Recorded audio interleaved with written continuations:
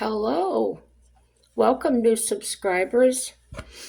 Seen quite a few of you, that's great. So it's taken me a couple of days, but I have a lot of information to share about Native, that's American Indians, and sovereignty and citizens. Yeah, it's pretty good stuff. I've seen some videos where people are identifying as sovereign citizens. So I really wanted to know what that meant. And as I'm reading it, it is different for us than it is the natives. In what ways? A lot of ways. I told you all about it, about us in that previous video. And I took it as some negativity.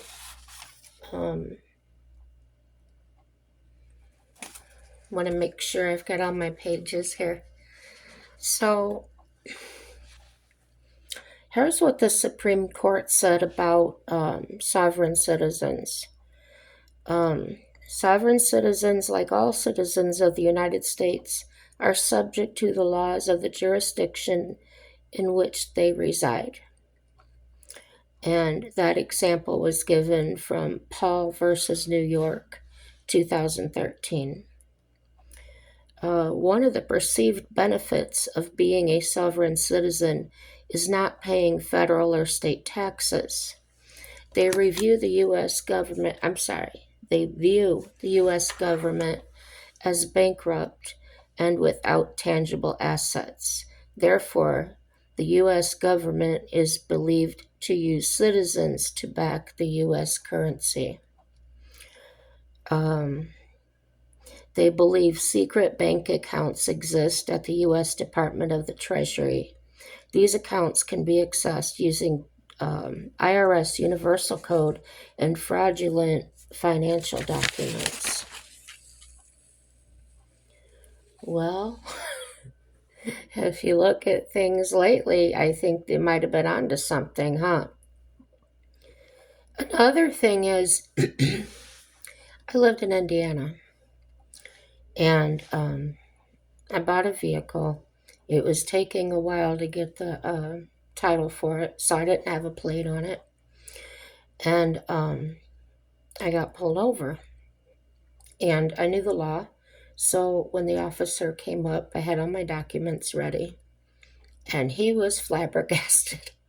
He said, "You're the first person I've ever pulled over that knew exactly what I needed." I said, "You're welcome." He said, "That was a breath of fresh air." He says, "How did you know?" I said, "Well, and I'm going to tell you guys, I had a very long conversation with a state police officer, Indiana State Trooper. We happened to go to school together and just accidentally ran into each other one day, and we got to talking about things. And one of the things that came up in our conversation was he said, registering your vehicle in the state of Indiana is a courtesy to law enforcement. You're not required, it's not a law that you have to register your vehicle as long as you have proof of ownership, and it's not going to stop you from getting pulled over all the time because you don't have a license plate. And you must still prove insurance and things like that, okay? So I looked that up. And according to AI on the internet, it says registering your vehicle is considered a law to drive a vehicle on public roads without facing legal consequences. It's not just a courtesy. So evidently, I'm not the only person that knew this, or, okay, I don't understand, but they said it's a legal requirement, proof of ownership, and there's penalties for noncompliance. Delaware doesn't require an in-state license and to register your vehicle, but instead you must provide 2 documents proving your residency. There are no U.S. states where driver's licenses and vehicle registration and insurance are not required. Registration is a tax for the privilege of owning, operating a vehicle in a particular state. So, you know who to take that up with. All right, so onto the subject, continuing from the other day. Yes, the United States recognizes American Indian tribes as sovereign nations. This means that tribal members are citizens of three sovereigns: their tribe, the United States, and the state where they live. Tribal sovereignty includes the right to govern themselves, establish their own laws, and control their own economy. The federal government has protected tribal nations from state interference since the country's founding. Now, I tell you, I told you several times I live right next to the reservation, and the line between the reservation and this other side runs down right down the middle of our town. Yeah. So here's what happens, and I've seen it happen because we had some wild people over here a couple times. If the natives are involved and breaking the law, all our officers can do is call the BIA, that's the Bureau of Indian Affairs, and they actually have to come get them. So our law enforcement really can't do anything to them. They can communicate the laws, and I really have to get more into that. I really don't want to give you false information. I'm just telling you from my experience what happened here what the county police officer told me. So, carrying on. The federal government has protected tribal nations from state interference since the country's founding. However, Congress can limit tribal sovereignty, but only in clear terms. Tribal nations have inherent rights and a political relationship with the U.S. government. Self-government is essential for tribal communities to protect their cultures and identities. Tribal governments have the power to levy taxes on reservation lands. Some tribes have enacted legislation to prosecute crimes on tribal land. And that's what they do. That's what they do here. The concept of tribal sovereignty has been challenged by treaty violations, land theft, and forced assimilation by the federal government.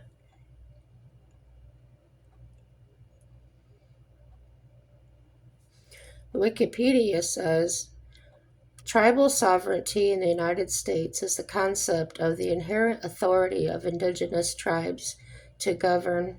My screen just flashed.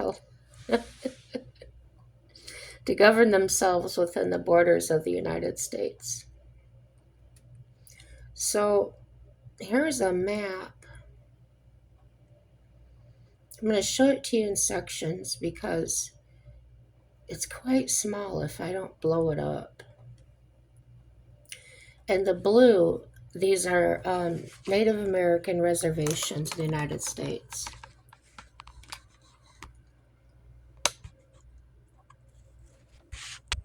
Sorry, my camera is being awkward. And then, sorry, at least you have an idea. Oh, there you are. I know I hate watching people when their camera goes all over. But it's what I did. Sorry.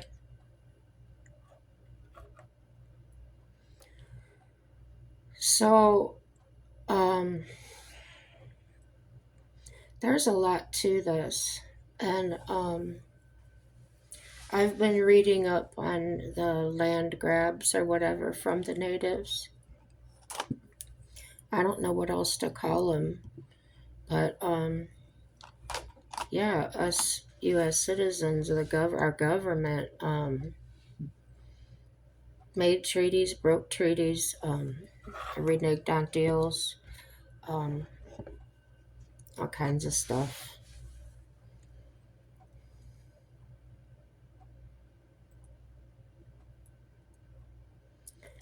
The U.S. federal government recognized American Indian tribes as independent nations and came to policy agreements with them via treaties. As the U.S. accelerated its westward expansion, internal political pressure grew for Indian removal. But the peace treaty making grew regardless. The Civil War forged the U.S. into a more centralized and nationalistic country, fueling a quote, full bore assault on tribal culture and institutions, and pressure for Native Americans to assimilate. In the Indian Appropriations Act of 1871, Congress prohibited any future treaties. This move was steadfastly opposed by Native Americans.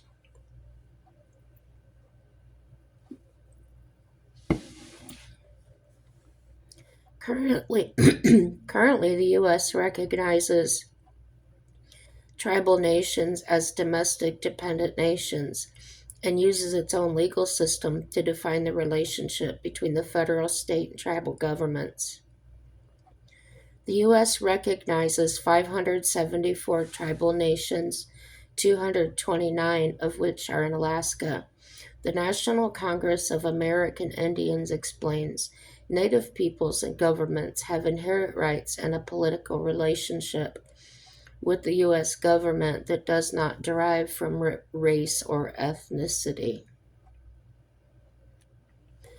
The United States Constitution mentions crooked. I'm sorry, guys. Hold on. It's still crooked. I couldn't fix it, but at least it's not falling down now. So the United States Constitution mentions Native American tribes 3 times. Article 1, Section 2, Clause 3 states that representatives and direct taxes shall be apportioned among the several states, excluding Indians not taxed. According to Story's commentaries on the U.S. Constitution, quote, there were Indians also in several and probably in most of the states at that period who were not treated as citizens and yet who did not form a part of independent communities or tribes, exercising general sovereignty and powers of government within the boundaries of the states. Article 1, Section 8 of the Constitution states that, quote, Congress shall have the power to regulate commerce with foreign nations and among the several states and with the Indian tribes, determining that Indian tribes were separate from the federal government, the states, and foreign nations, and the 14th Amendment, Section 2, amends the apportionment of representatives in Article 1, Section 2 above. These constitutional provisions and subsequent interpretations by the Supreme Court are today often summarized in 3 principles of U.S. Indian law. One is territorial sovereignty. Tribal authority on Indian land is organic and is not granted by the states in which Indian lands are located.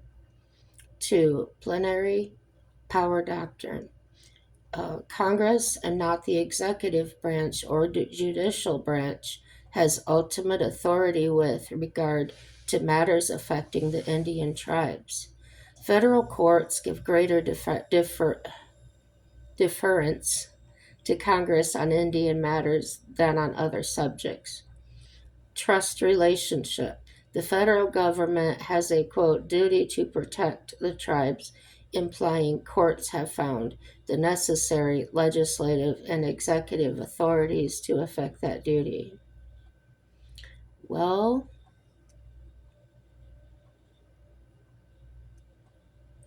I'm going to tell you some things that have been going on here, and it's rather serious. Um, there's a lot of Native women that have gone missing here in the last several years. Nobody knows why, where they went. Um, yeah, it's not like we can go investigate on their land and do searches and things like that. So it is up to them. Um, One of the topics floating around has been human trafficking, um, the ages of the girls that have gone missing, what they had in common, and things like that, kind of given a profile. So keep mindful of these things. I know there's nothing we can do about it, but we can pray for them. Um, the ones I know um, do believe that Jesus Christ is our Lord and Savior, um, but yet they still have their tribe traditions as well. Um, I'm just saying a little prayer for them now because it's really sad. The living conditions there aren't the best. Dirty. Dogs running around everywhere. They call them the res dogs. I think they made a movie about that.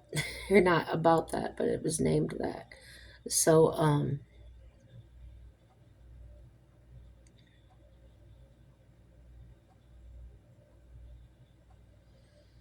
there's a lot of court cases. Cherokee Nation versus Georgia. Um, it was the trust relationship between Native American lands and the U.S. federal government. United States versus Holiday, holding that a congressional ban on selling liquor to the Indians was constitutional.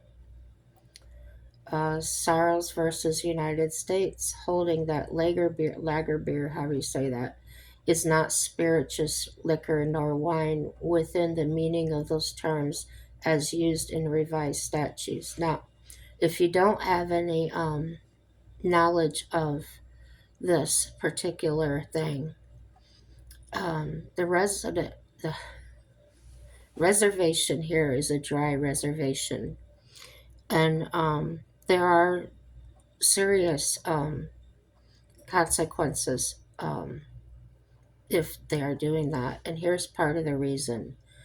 Um, in genetics,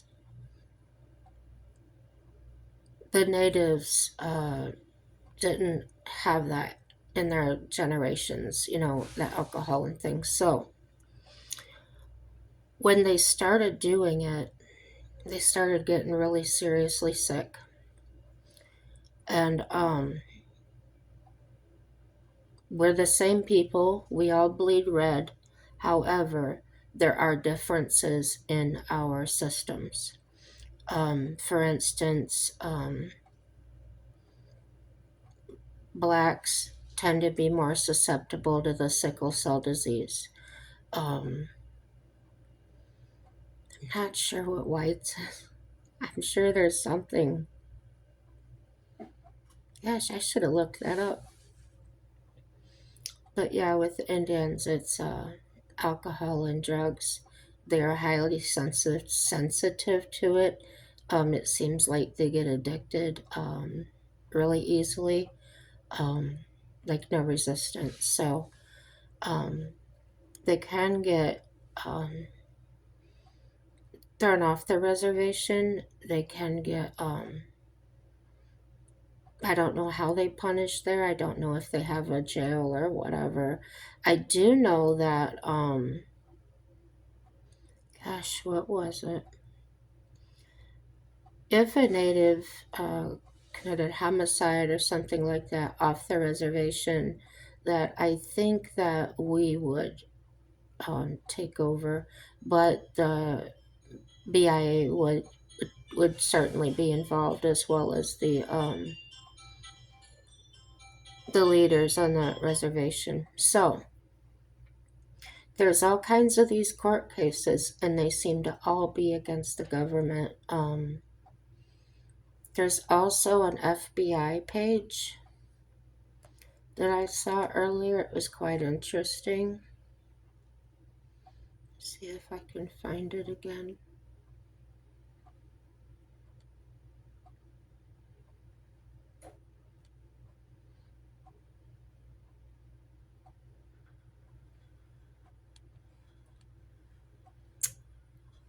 My tablet's acting silly.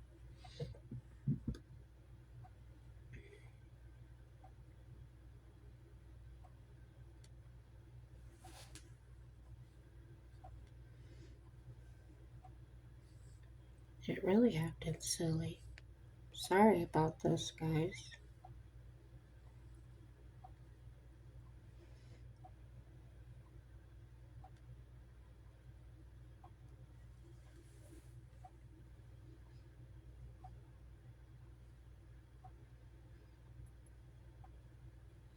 If you go to FBI.gov, if you type in the sovereign citizens movement, okay, they're calling this domestic terrorism, the sovereign citizen movement, domestic terrorism, Americans attacking Americans because of US based extremist ideologies, comes in many forms in our 9/11 world. To help educate the people, we've previously outlined two separate domestic terror threats: eco terrorists, animal rights extremists, and lone offenders. Today, we look at a third threat: the sovereign citizen extremist movement.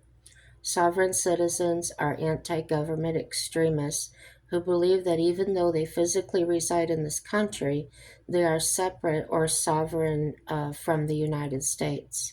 As a result, they believe they don't have to answer to any government authority, including courts, taxing entities, motor vehicle departments, or law enforcement.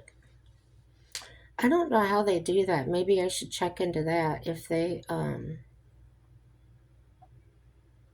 what's it called? Denounce your citizenship, or I don't know. I heard it before, but maybe they'll say it. So it says this causes all kinds of problems and crimes. For example, many sovereign citizens don't pay their taxes. They hold illegal courts that issue warrants for judges and police officers. They clog up the court system with frivolous lawsuits and liens against public officials to harass them.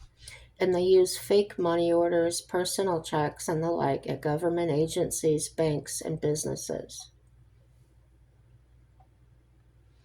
That's just the beginning. Not every action taken in the name of the sovereign citizen ideology is a crime, but the list of illegal actions committed by these groups, cells, and individuals is extensive and puts them squarely on our radar. In addition to the above, sovereign citizens commit murder and physical assault, threaten judges, law enforcement professionals, and government personnel, impersonate police officers and diplomats, use fake currency passports, license plates, and driver's licenses, and engineer various white collar scams, including mortgage fraud and so called redemption schemes. Sovereign citizens are often confused with extremists from the militia movement, but while sovereign citizens sometimes use or buy illegal weapons, guns, or secondary to their anti government, anti tax beliefs, on the other hand, guns and paramilitary training are paramount to militia groups. During the past year, we've had a number of investigative successes involving sovereign citizens. A few recent cases: in Sacramento, two sovereign citizens were convicted of running a fraudulent insurance scheme, operating outside state insurance regulatory guidelines. The men set up their own company and sold lifetime memberships to customers, promising to pay any accident claims against their members. The company collected millions of dollars but paid out very few claims. I don't know.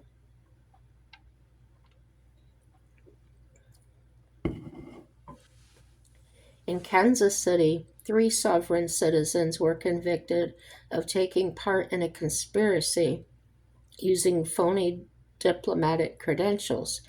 They charged customers between $450 and $2,000 for a diplomatic identification card, which would bestow upon the holder sovereign status, meaning they would enjoy diplomatic immunity from paying taxes and from being stopped or arrested by law enforcement.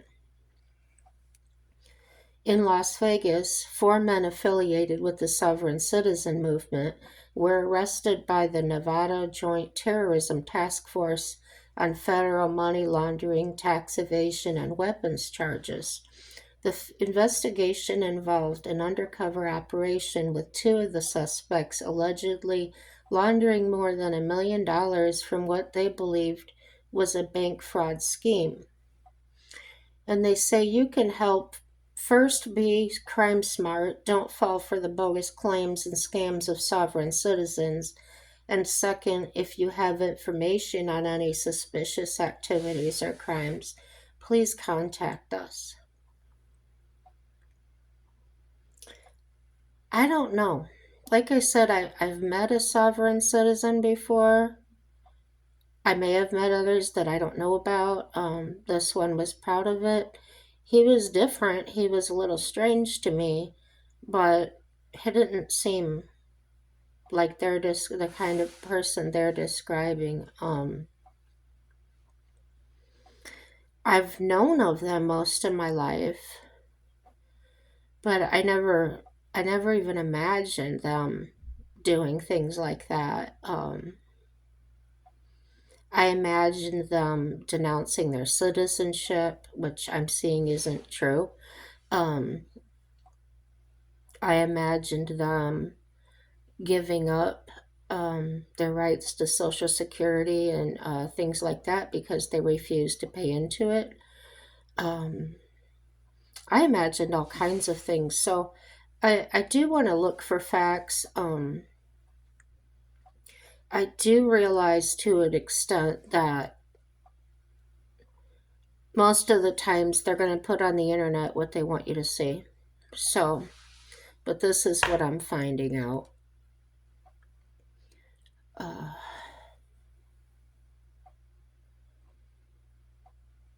yeah, I'm not going to go any more into this. But anyway, it's the FBI, Federal Bureau of Investigation. And I typed in a sovereign citizen. It did not have anything to do with natives. The FBI didn't. Let's look up and see what the BIA does. That's the Bureau of Indian Affairs. And they are government.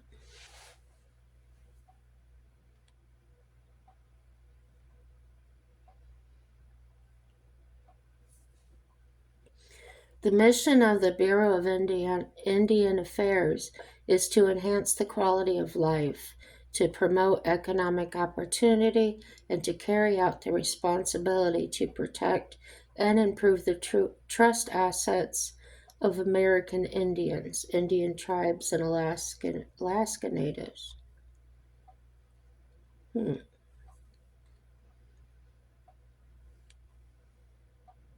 So, not exactly police officers. That's kind of how I saw them, though. They do have a, a website. It's usa.gov. Or, yeah, usa.gov, Bureau of Indian Affairs.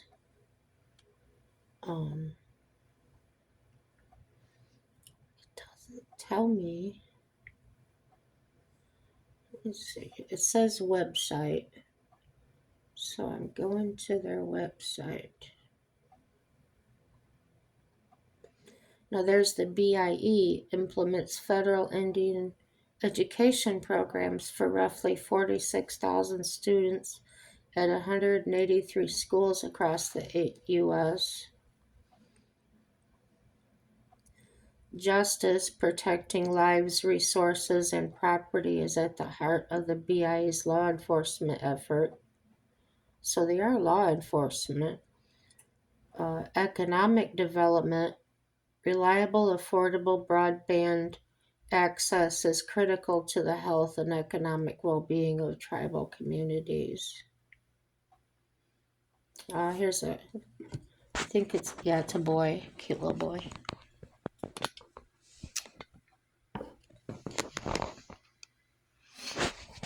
I hope you can see that.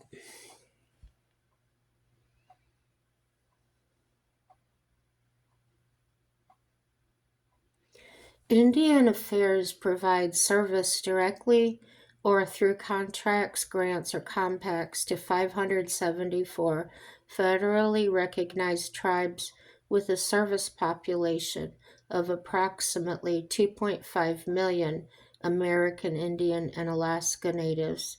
While the role of Indian Affairs has changed significantly in the last 3 decades in response to a greater emphasis on Indian self-governance and self-determination, tribes still look to Indian Affairs for a broad spectrum of services.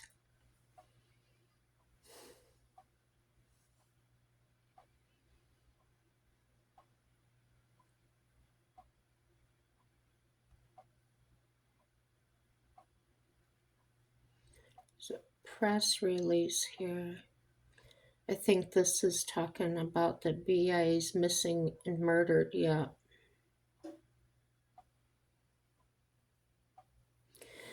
Where I'm at, they call it Spirit Nation.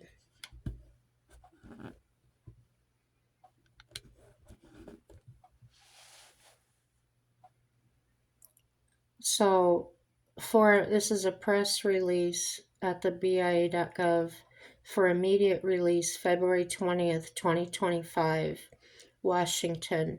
The Bureau of Indian Affairs announced today that the Office of Justice Services has launched Operation Spirit Return, an initiative to help solve missing and unidentified person cases involving American Indians and Alaska Natives in the United States. Like I said, the rumors have been floating around here, as well as through my Native friends telling me that there has been a lot of this happening.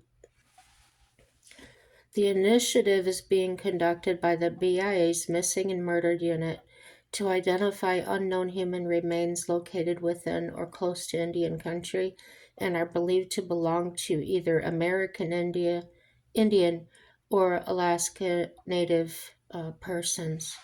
The operation will focus on reuniting remains with family members and returning them to their tribal communities.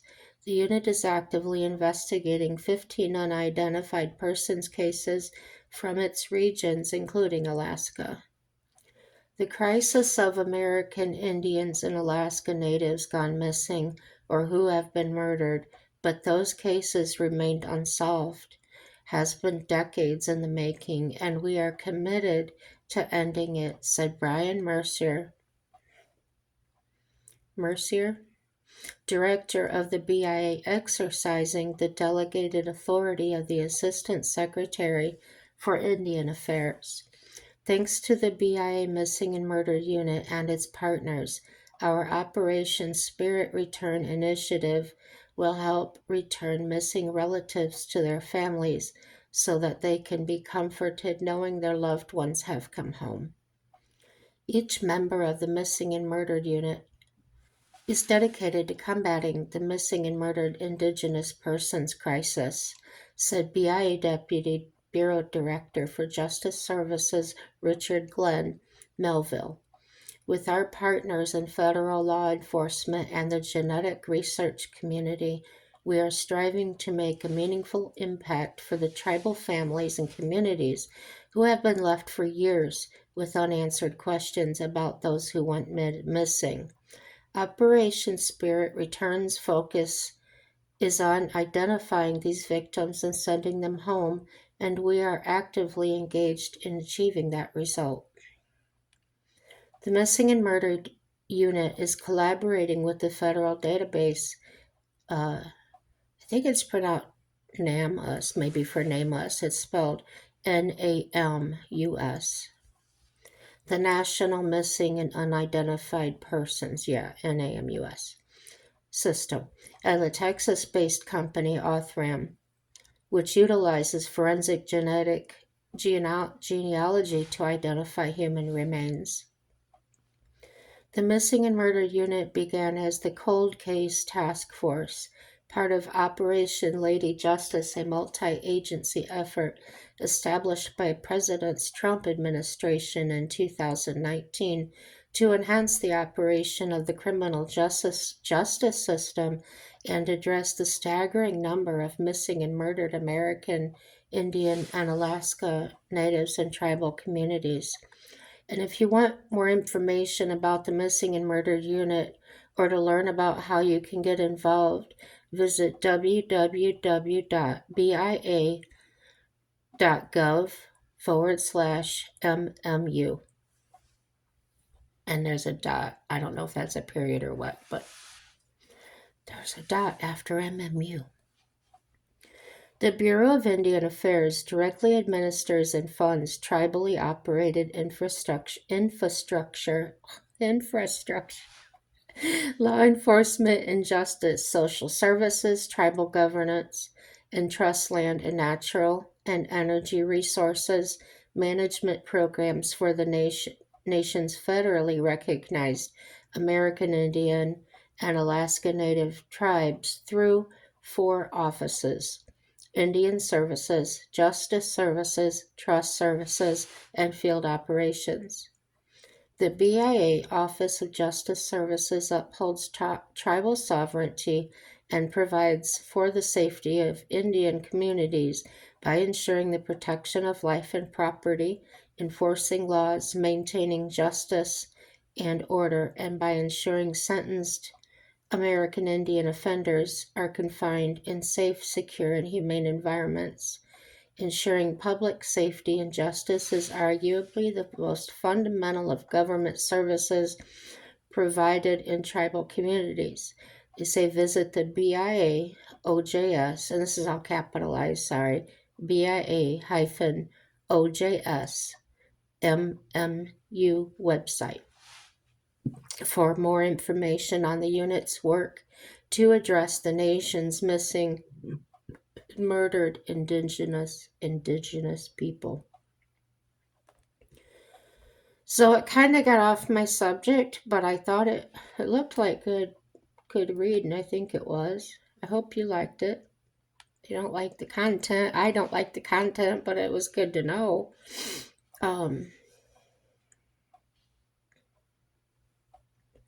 There's a lot on here, guys.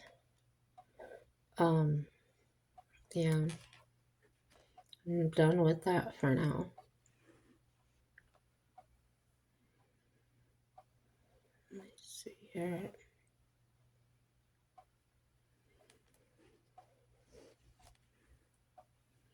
Yeah, that's it. So, yeah, that's enough topic for now. Cheryl's gonna be here after a bit. She usually doesn't come on Fridays, but she sometimes I think she just doesn't want to go home. Well, she wants to go home to her dogs, but today she made the coolest thing. It's a box. I got my CPAP supplies delivered. So she took the box and she drew on it. She drew little trees and dragonflies and bees and all kinds of stuff.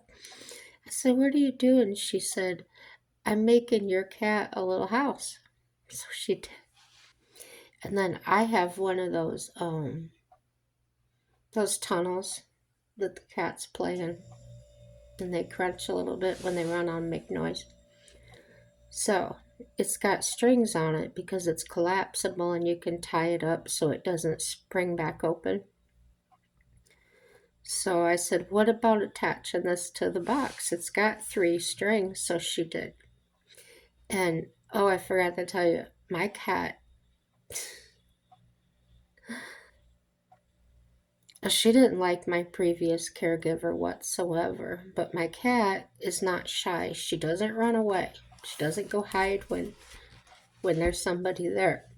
She'll go lay on my bed where she can watch out the door and see what we're doing. But when the caregiver goes in there, not this one, but the last one, she hisses, she growls, and she will stand her ground and not let her go past. Now, she doesn't bite her or scratch her or anything. She just lets her know this is my space. So this one, this caregiver, Cheryl, she she's determined to get my cat to like her.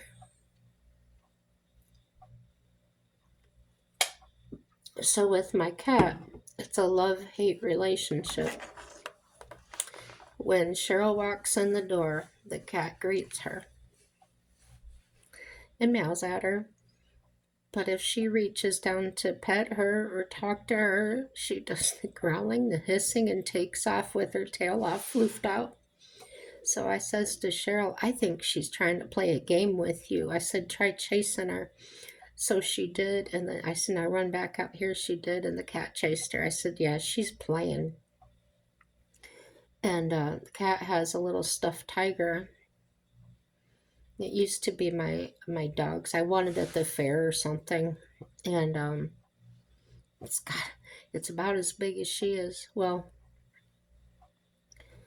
so Cheryl picks that up, and my cat loves to tear it up. She hasn't really tore it up. I'm using it as analogy. I mean, tear it up like she'll bite it and just shake it. And so Cheryl was putting that up there.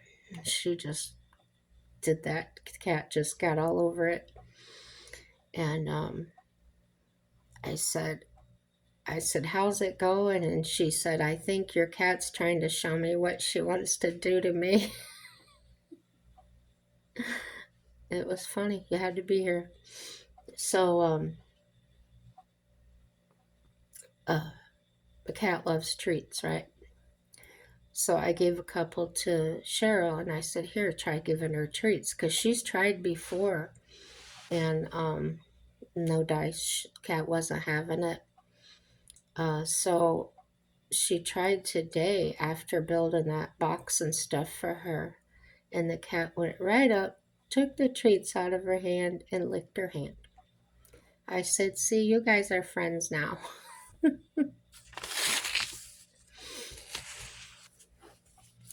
She keeps saying, your cat is so cool. His cat's so cool. I said, she's just comfortable in her own skin. She's not afraid of anything. She's not aggressive, but she'll hold her ground. Same with the big dog. She scares me. I take her out in the courtyard, and other people can bring their pets out there. But one day, there was this, it was just a medium-sized dog, but to her it was a large dog. And she stood there with her hair up and her tail poofed out. She didn't growl or nothing. She was cool until the dog came sniffing her, and she stood there for that. And then when the dog started, nudging her, she wasn't having it. She hissed at him, and so the dog got a little more excited, and so the cat jumped on the tree, but not really that high, not even enough to get out of the dog's way. So the dog's owner came out because she had left him out there when she went. I don't know where she went. She was freaking out. Oh, my dog is going to get your cat. And I said, I don't think so. I said, if I thought that, I would have grabbed my cat. I said, I'm just letting her get acclimated. You know, she's always been inside. The only people she's known is my husband and myself. She doesn't eat people food, will not touch it, and she will not go to the bathroom outside. She just won't. She'll let me know she has to come inside, let her in, and she'll go right to the litter box. So she's different. Yeah, so I'm gonna cut the video off. I know it's 45 minutes. I know some of you like the longer videos. That's cool. So I could just keep talking forever, but the rest of you may not. So I've put out some short videos for you. Hey, like, dislike, share it, subscribe to it. Everything's good, guys. Have a happy day.